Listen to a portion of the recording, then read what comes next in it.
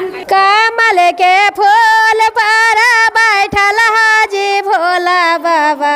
कमल के फूल पर बैठल हाजी भोला बाबा। आजी बाबा अरे ना जानू माही मातो हा। अरे आजी भोला ना जानू माँ। कमल के फूल पर बैठल हाजी भोला बाबा। कमल के फूल पर बैठ हाजी भोला बाबा। आजे बाबा अरे ना जानो माहे मातो हा। आजे भोला ना जानो माहे मातो हा।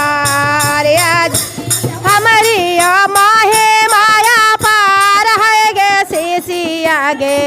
हमारी माहे माया पार है गे सीसिया आगे सीसिया ना जानो कारा मातो हा। अरे आगे सीसिया ना जानो कारा मातो हा।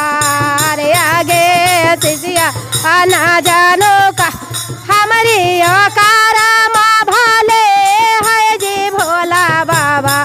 हमारी कारा माँ भले है जी सेवा गुरु। आजे गुरु ओ ना जानो माहे मातो हा। अरे आजे गुरु ओ ना जानो माही मात। जहिया से आजे गोरो का पेन्हाले कांगना माजे। ए जहिया से आजे गोर धाइले तर धेया ना माया। जे गोरु ओ हर लिहा दो खावा हाबा। अरे आजे गोरु ओ हर लिहा दो खावा हमारे। आजे गोरु ओ हर लिहा दो खावा। जहिया से आजे गोरो तीन सूत्र लिहा लीजे।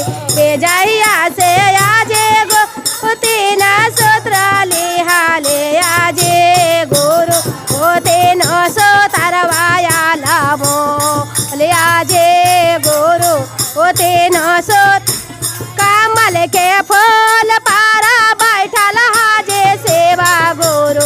ओ कमल के फूल पारा बैठ हाजे सेवा गुरु। आजे गुरु ओ ना जानो माही मातो हार। आजे गुरु ओ ना जानो माही हमारे माहे माया पार हो गए सीसिया गे।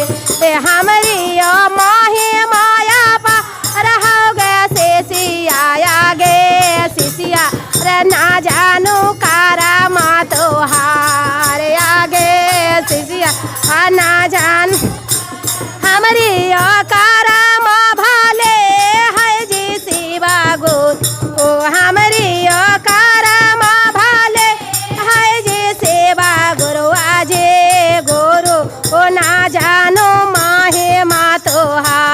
अरे आजे गुरु ओ ना जानो माँ। से दिन से आजे गुरु धाइले तर चारानी आजे। ए जय दिन से आजे गुरु धाइले तर धेया ना माया। जे गुरु ओ हर लिहा दो खावा हमा।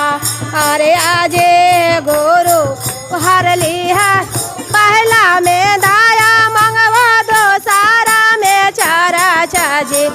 ला में दाया मंगवा दो सारा में चारा चाया। जे गुरु ओ तीसरा में नामा पारा नाम। आजे गुरु ओ तीसरा में गुरु पारा नाम। आजे गुरु ओ तीसरा में गुरु पारन।